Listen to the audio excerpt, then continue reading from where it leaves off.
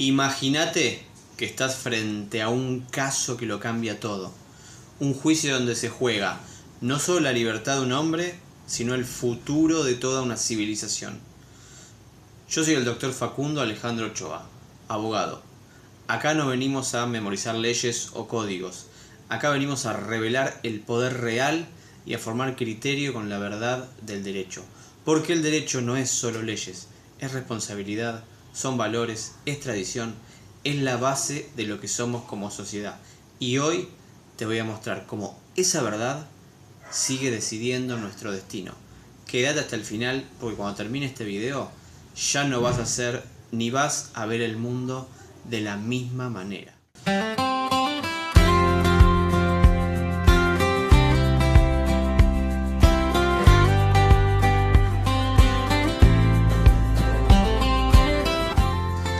Te voy a llevar muy atrás en el tiempo. Jerusalén, año 33 después de Cristo. Spoiler, esta semana se va a convertir en la más importante de toda la historia de la humanidad. Pero en ese momento nadie podía siquiera imaginarlo.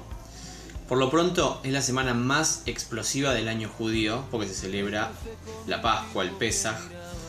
A causa de eso Jerusalén se llena de miles de peregrinos. La ciudad duplica o triplica su población habitual, quizás ese año mucha más. Y eso hace que las tensiones políticas estén al rojo vivo. Las autoridades saben perfectamente que no pueden permitir revueltas, líos, quilombos, disturbios, ni nada que altere el orden normal.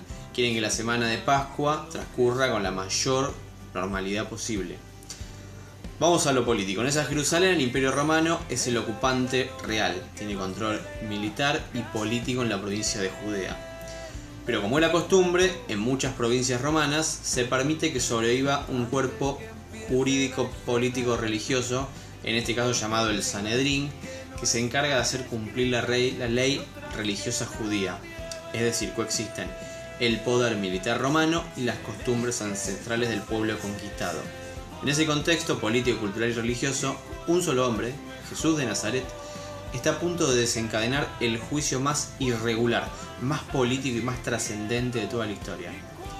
O sea, lo que pasó esa semana no fue solo un relato religioso, fue un choque frontal entre dos sistemas jurídicos completamente distintos, dos visiones opuestas de la justicia y dos civilizaciones que estaban a punto de colisionar. Un proceso judicial que estuvo lleno de irregularidades, que violó uno por uno casi todos los principios del debido proceso y que paradójicamente terminó fundando muchos de los valores que hoy sostienen el derecho occidental. Así que en esta Semana Santa te voy a contar la verdad cruda, día por día, con mi lente de abogado, con mirada en la cultura también de la época y sin abandonar, obviamente, el trasfondo espiritual profundo que tiene. Porque esta historia no terminó en una cruz, en realidad ahí empezó esta historia y ahí empezó todo. Ese comienzo cambió el mundo para siempre. Es quien lo sabe mover. Bueno, vamos al día por día. Primero, obvio, Domingo de Ramos. La entrada que parecía una coronación, pero que en realidad era una sentencia de muerte. Bueno, Jesús entra a Jerusalén, como todos saben, montado en un burro.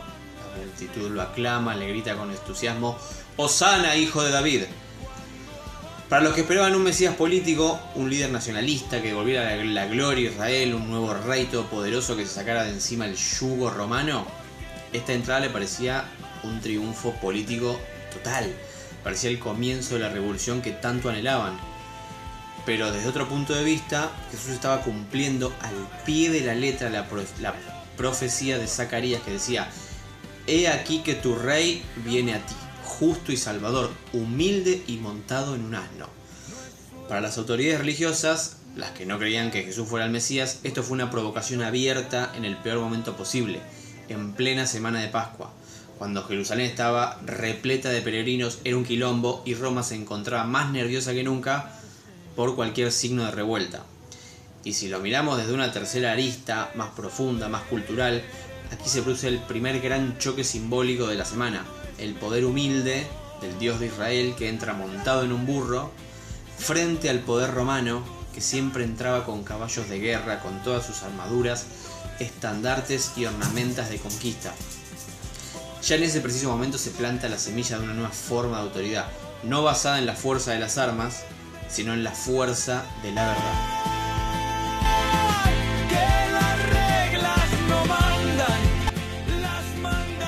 Bueno, sigamos ahora con el lunes santo, el día que Jesús destruyó el negocio que hacían con lo sagrado. Bueno, Jesús entra al templo y hace algo que nadie espera ese lunes. Voltea las mesas de los cambistas, tira las sillas de los que vendían palomas. O sea, con una autoridad que nadie le había dado entre los mortales. Él grita: mi casa será llamada casa de oración y ustedes, a la autoridad judía, la han convertido en una cueva de ladrones. Analicémoslo con ojos legales. Jesús no está haciendo un simple escándalo en el mercado. Está cuestionando directamente el monopolio económico-religioso del Sanedrín. Está denunciando a plena luz del día la corrupción institucional enquistada en el lugar más sagrado del judaísmo de aquel entonces. Un espacio que era destinado al silencio, originariamente, ¿no?, al recogimiento, a la oración, se había convertido en un gran mercado de especulación, de cambio de divisas, negocio puro. Eso es exactamente lo que Jesús está denunciando públicamente con una autoridad que nadie le había otorgado de entre el poder. Para los juristas y autoridades judías de la época, este acto lo colocaba directamente en el rol de los antiguos profetas de Israel. Era un gesto típico de hombres como Jeremías o el profeta Amós, pero solo resultaba admisible si provenía de alguien con esa autoridad espiritual reconocida, y Jesús a sus ojos no tenía ese lugar. Por eso este gesto público tan audaz empieza a moverles la estantería dentro de su propio terreno, o sea, el templo, que era su centro absoluto de poder y de control religioso, y también de ingresos. Pero saquemos el debate interno entre judíos y miremoslo fríamente desde la perspectiva de los romanos. Para el imperio esto no era una cuestión teológica, era simplemente un disturbio público en un momento de máxima sensibilidad, en la semana de Pascua, y Roma odiaba el quilombo, odiaba los disturbios. Lo último que quería Poncio Pilato y las autoridades romanas era lío, durante la Pascua sobre todo, justo cuando Jerusalén está repleta de peregrinos exaltados. Ahí es donde realmente empieza la tensión que no va a parar de crecer. El establishment religioso, el Sanedrín, se siente amenazado en dos frentes al mismo tiempo, en su poder espiritual y en su poder político, y muy concretamente también en su bolsillo, porque Roma no le iba a condonar impuestos ni a mirar para otro lado solo porque un loco, con todo respeto, les había roto el mercado de divisas un lunes a la tarde.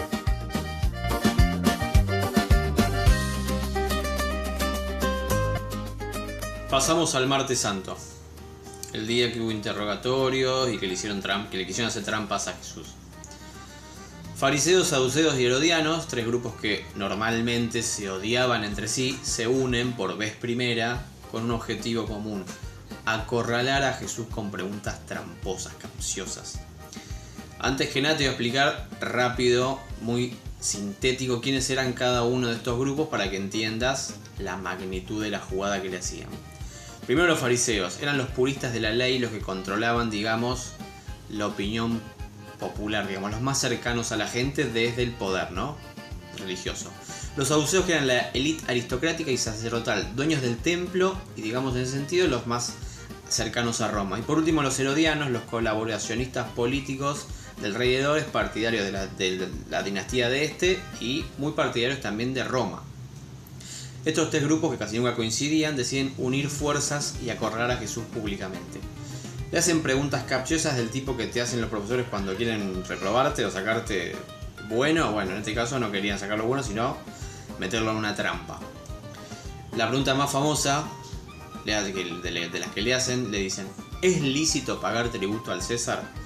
Recordemos para esto el contexto primero. Los judíos, como cualquier pueblo colonizado, odiaban al opresor, en este caso los romanos. Ansiaban, ¿qué cosa? Un mesías guerrero que los liberara por la fuerza. La pregunta entonces era una trampa con doble filo, perfecta. Si Jesús respondía: no hay que garpar, los romanos lo podían detener inmediatamente por insurrecto. Pero si respondía Jesús: sí, hay que pagar, perdía el apoyo de la multitud que esperaba un libertador político. Entonces Jesús da una de las respuestas más brillantes de toda la historia del pensamiento jurídico, político, de lo que se te ocurra, y dice: dad al César lo que es del César y dar a Dios lo que es de Dios. Es un golpe maestro. Con una sola frase separa claramente lo temporal de lo espiritual. Define los límites entre el poder del Estado y el ámbito de la conciencia.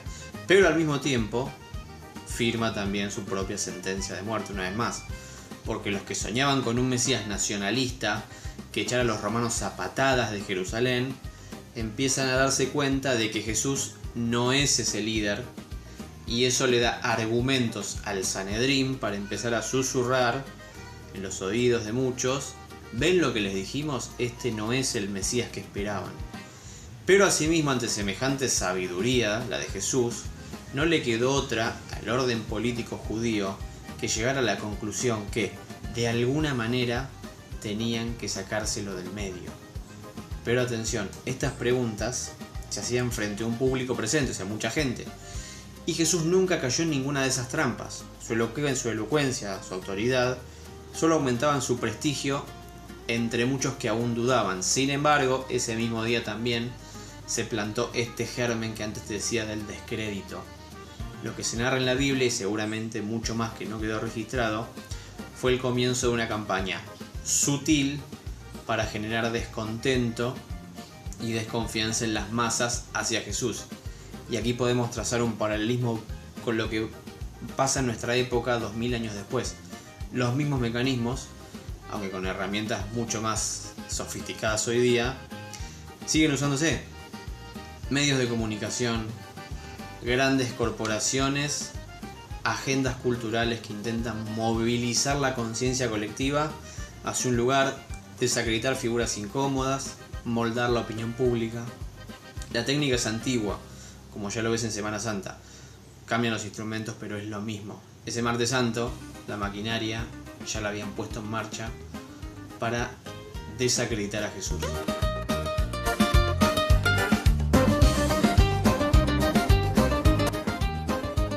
Bueno, pasemos ahora al miércoles santo, el día de la traición silenciosa, llamémosle.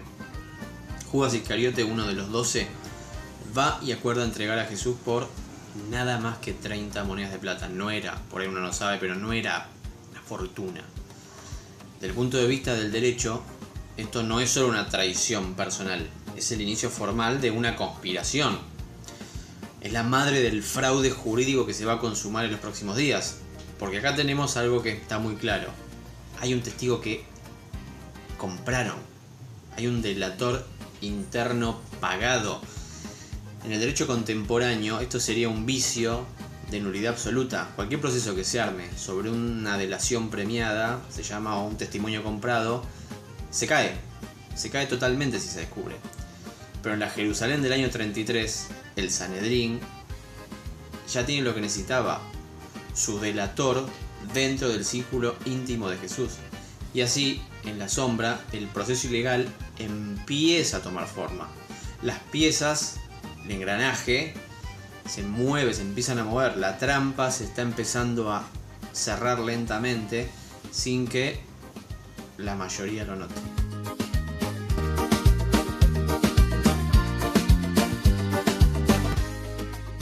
Ahora sí, llegamos a lo sustantivo, llegamos al Jueves Santo, la noche que cambió el mundo. Todo comienza con la última cena. En ese momento, Jesús instituye la nueva alianza entregándose simbólicamente en el pan y en el vino, en el pan y en el vino. Esto ya pertenece al terreno más profundo de la fe, de lo teológico, así que ahí no voy a profundizar. Pero inmediatamente, después de esa cena, Jesús y sus discípulos salen hacia un lugar llamado Getsemaní. Judas ya se había ido a cerrar sus acuerdos corruptos con los corruptos del Sanedrín. De los 11 apóstoles que quedaban, 8 se quedan en un lugar puntual, más bajo del huerto, y Jesús se va con Pedro, Juan y Santiago a otro lugar a orar. Allí ocurre uno de los momentos más humanos y desgarradores de la historia de Jesús, de toda esta historia. la Biblia llega a contar que Jesús sudó sangre. Y esto, ¿por qué lo cuento? Porque los médicos modernos explican que esto puede ocurrir en situaciones de estrés extremo, se llama hematohidrosis, y puede ser provocada por una angustia tan profunda que rompe los capilares bajo la piel. Jesús sabía exactamente lo que le esperaba en las próximas horas, sabía lo que le iba a pasar, y esa humanidad de él, que era humano, se reveló con toda su crudeza. Una frase que siempre me impacta de la historia de Jesús estando en Getsemaní, que dice: Padre, si es posible, que pase de mí este cáliz, pero no se haga mi voluntad sino la tuya. En esas palabras está condensada, si se quiere, toda la tensión entre el instinto de supervivencia y la obediencia más extrema a la misión superior. Es el momento en que un hombre elige libremente cargar con algo que podría haber evitado. Y bueno, luego llega la daga final, se van de Getsemaní, están en Getsemaní, Judas aparece en la oscuridad con la turba, se acerca a Jesús, le da un beso y lo entrega. El famoso beso de Judas. Digamos, la traición sellada con un gesto de íntima amistad. Mira, como abogado te cuento dónde arranca formalmente el procedimiento irregular. Según la Mishnah, la ley oral judía que regulaba los procedimientos judiciales en esa época y que después fue compilada en un tratado llamado Sanedrín, los juicios capitales tenían reglas estrictas que no se podían negociar. Dice textualmente la Mishnah Sanedrín 4.1. En los casos de pena de muerte, el tribunal juzga durante el día y el veredicto también debe dictarse durante el día. ¿Por qué esta regla así?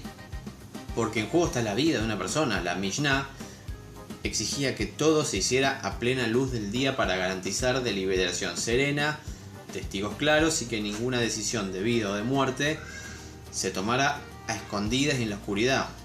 Además, como el veredicto de condena debía esperar hasta el día siguiente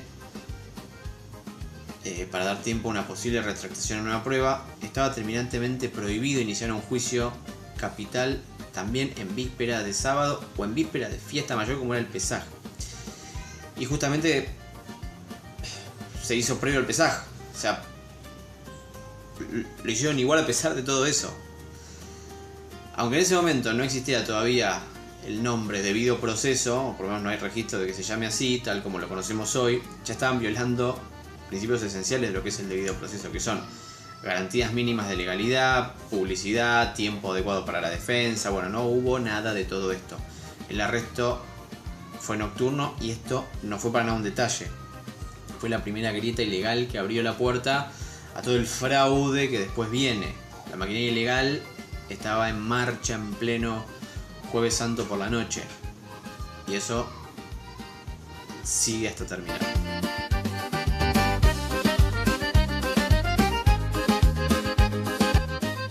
Bueno, pasemos al Viernes Santo, el día del juicio, el día del juicio más injusto de toda la historia.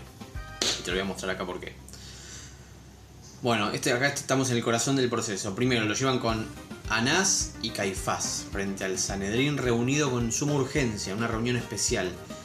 Y acá desde el primer minuto se rompen una tras otra las propias reglas de la ley judía. Vamos de a una con visión de abogado. Juicio nocturno, como ya dijimos, según la Mishnah, el Tratado Sanedrín 4.1, los juicios capitales estaban estrictamente prohibidos de noche. Todo tenía que hacerse en plena luz del día, de día, para garantizar deliberación serena y transparencia. ¿Qué pasó? Lo hicieron igual. 2. Juicio en víspera de fiesta mayor. La Mishnah, como ya dijimos, lo prohibía expresamente, un proceso que podía terminar en pena de muerte en víspera de Pascua o en víspera de Shabbat, del sábado. Esto que era una garantía para que nadie fuera condenado en medio de la celebración. Bueno, violaron esta garantía sin pestañear. 3. La búsqueda activa de testigos falsos. No esperaron testigos espontáneos, salieron a buscarlos, a presionarlos y a coordinarlos. En cualquier sistema jurídico serio, esto es un fraude procesal puro. En todo tiempo y lugar es un fraude. 4. Testigos a su vez se contradicen entre sí y no lo sancionan. La Mishnah en esto también era clara. Si dos testigos no coincidían en los detalles fundamentales, el testimonio se descartaba. los testigos debían ser sancionados. Acá los testigos se contradicen abiertamente y nadie los sancionó.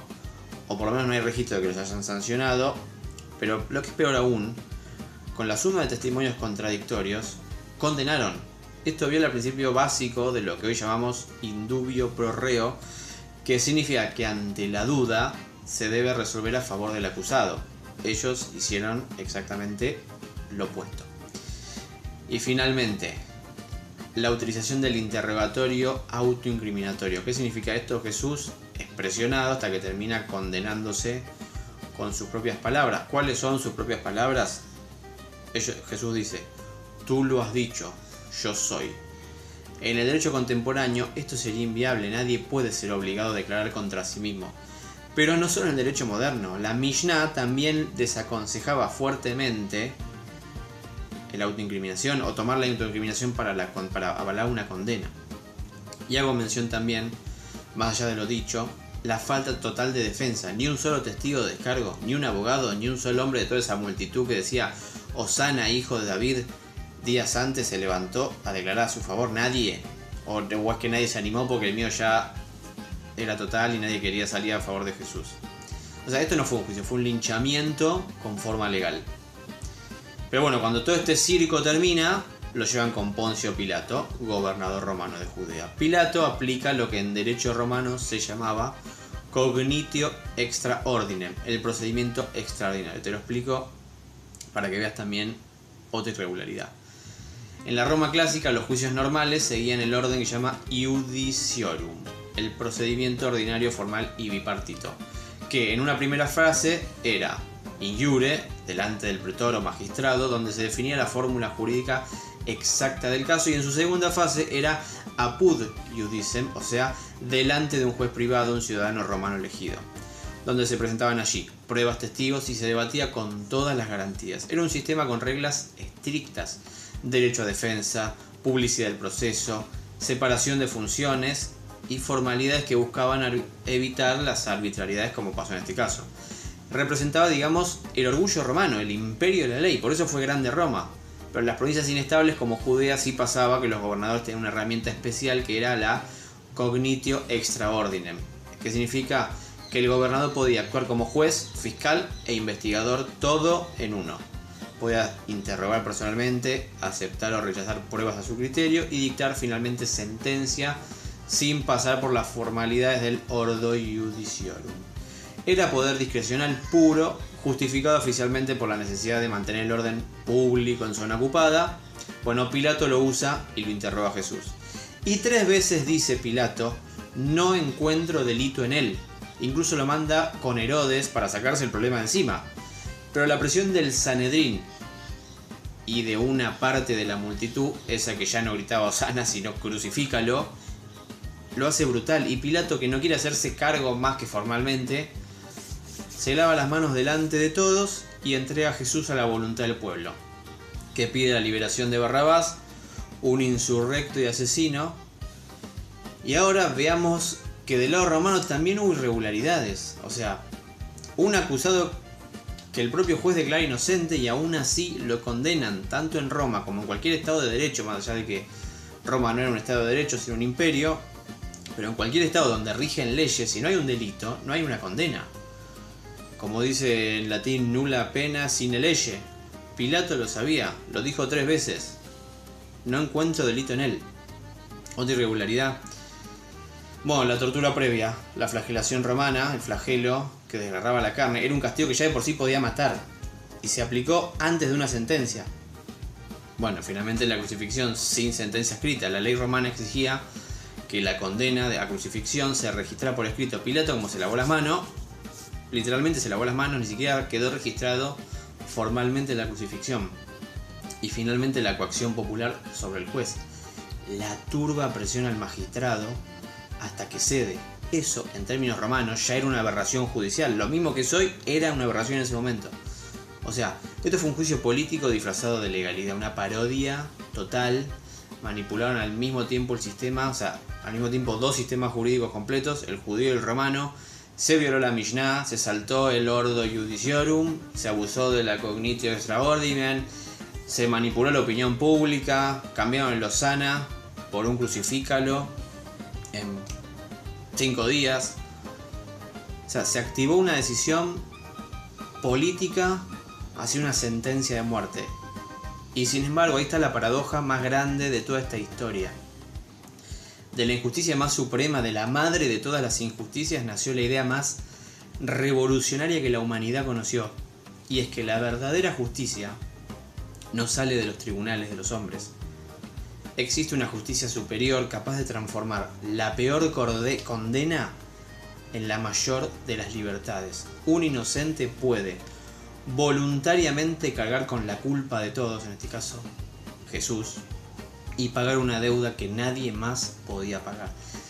Esa cruz no fue solo un instrumento de ejecución romana, fue el símbolo después definitivo de que el poder más grande no es el que condena al culpable, sino el que siendo inocente elige cargar con la culpa ajena para que el culpable pueda volver a vivir. Pero esto, sin embargo, no voy a hablar mucho más porque ya está en el campo de lo teológico, pero quería dejarle también esa reflexión sobre el tema.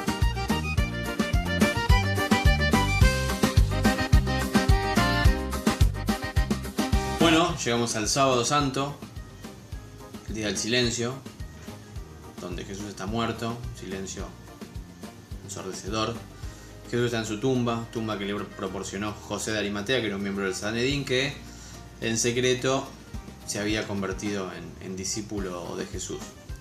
Los 11 apóstoles restantes, ya Judas se fue, permanecen escondidos, están encerrados, dispersos. Pedro, que había jurado morir con él, ahora llora amargamente haberlo negado. Todos los discípulos antes lo aclamaban como rey, ahora se sienten derrotados, confundidos, tienen miedo. El mundo entero parece no pasó nada, todo vuelve a la normalidad, Jesús ya no está. Los romanos siguen controlando Judea, el Sanedrín ahora está tranquilo, los peregrinos se empiezan a ir a su casa porque ya pasó la Pascua.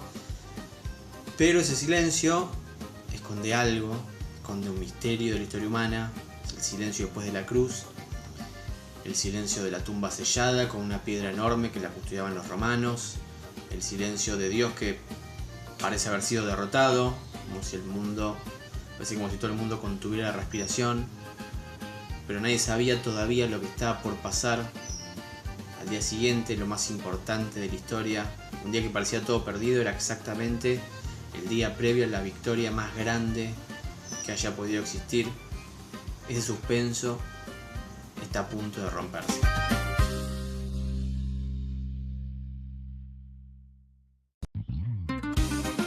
Bueno, finalmente llegamos al domingo de resurrección, el día más importante de la historia. Bueno, llega la mañana del domingo. María Magdalena, una de las seguidoras más fieles de Jesús, se acerca al sepulcro para ungir el cuerpo con perfume, con flores. Era una costumbre. Al llegar, esa enorme piedra que sellaba la tumba la habían movido. La tumba, sí, como es conocida la historia, estaba vacía, el sepulcro vacío. Lo que viene después es todavía más choqueante. Bueno, para uno, pero quizá para ella, que era seguidora, que estaba acostumbrada a los milagros y a las proezas que hacía Jesús, quizá no era tan choqueante, o por ahí lo esperaba, uno no sabe. Pero bueno, ahí primero aparece un ángel, les anuncia la noticia, y luego la propia María Magdalena se encuentra cara a cara con Jesús resucitado. Lo ve de pie, vivo, con las mismas heridas de la cruz, pero ya no marcado con ese sufrimiento de Getsemaní. El mismo hombre con el que había caminado durante años, ahora de pie, victorioso, habiendo vencido a la muerte. Y acá viene el detalle que, a mi modo de ver, y el de muchos, da un fuerte indicio de verdad histórica. Si esta historia hubiera sido inventada por los primeros cristianos, jamás se habrían elegido como primer testigo de la resurrección a una mujer. La cultura judía de aquel del siglo I y muchos siglos después, el testimonio de una mujer no tenía valor legal pleno. No podía declarar en un juicio, de hecho, o sea, no tenían ni voz ni voto ante la ley. Si hubieran querido fabricar una historia creíble, ¿a quién habrían puesto como primer testigo de esto? Un prestigioso, a Nicodemo, a José de Arimatea, a un fariseo, un apóstol, un centurión romano, alguien cuyo testimonio nadie pudiera cuestionar. Pero no, el Evangelio cuenta la verdad tal como ocurrió. las primeras personas en ver la tumba vacía y en encontrarse con Jesús resucitado fueron mujeres. Eso en aquel contexto era un detalle que podría haber debilitado el relato. Si lo que buscaban era convencer por autoridad humana, hubieran elegido otra cosa, pero no, contaron la verdad. Y así quedó escrito. Después finalmente Jesús se aparece a muchos otros testigos, bueno, a María Magdalena ya la nombré, a los discípulos de Maús, a Pedro, a todos los apóstoles. Según San Pablo, dice a más de 500 personas al mismo tiempo. Ya no hablamos de un testigo en un juicio contradictorio, hablamos de testigos de fe, hombres y mujeres que de golpe pasan del miedo y la desesperación más absoluta a una certeza, a una enorme certeza. Desde la mirada espiritual y civilizatoria también, esto es mucho más que un milagro. Es la derrota definitiva de la muerte, es la derrota definitiva de la injusticia humana, que obviamente siguió existiendo siglos después, pero podemos tener certeza de que tiene redención. La cruz, que era el símbolo máximo del poder romano y de la humillación y del sometimiento, se transforma en un signo de victoria y de grandeza, de la grandeza más elevada. Es el triunfo sobre el miedo, sobre la maldad y sobre cualquier otra arma de nuestro ego.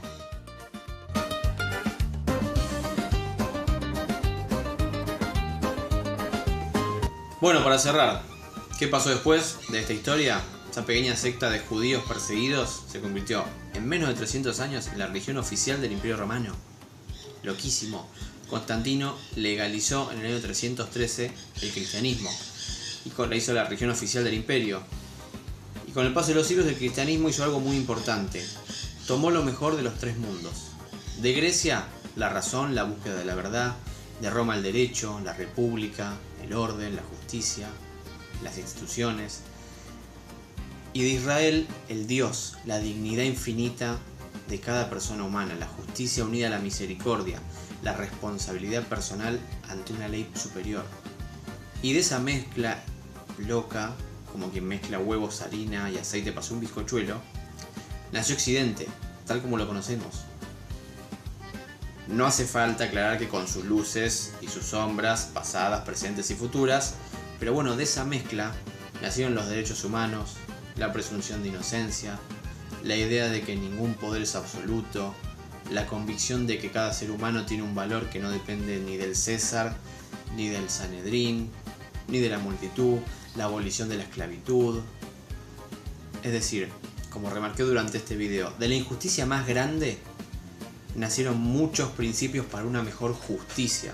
Hoy, 2026, mientras celebramos, simplemente transcurrimos esta Semana Santa, quiero dejarte varias preguntas. ¿Siguen existiendo juicios políticos disfrazados de legalidad o ya ni se molestan en disfrazarlos y directamente fabrican la realidad que les conviene? Pensemos por ejemplo en el caso de este señor Epstein. Todo lo que se menciona que se ocultó o se manipuló desde la política a la justicia para hacer zafar a mucha gente y para preservar muchos intereses. Otra pregunta que quizá va más por otro lado. ¿Seguimos lavándonos las manos como Pilato cada vez que la verdad es incómoda? ¿O el precio de defender una verdad es demasiado alto? O yendo más a lo llano, con cosas de la vida, ¿no nos lavamos también las manos? ¿Nos hacemos los boludos todos los días?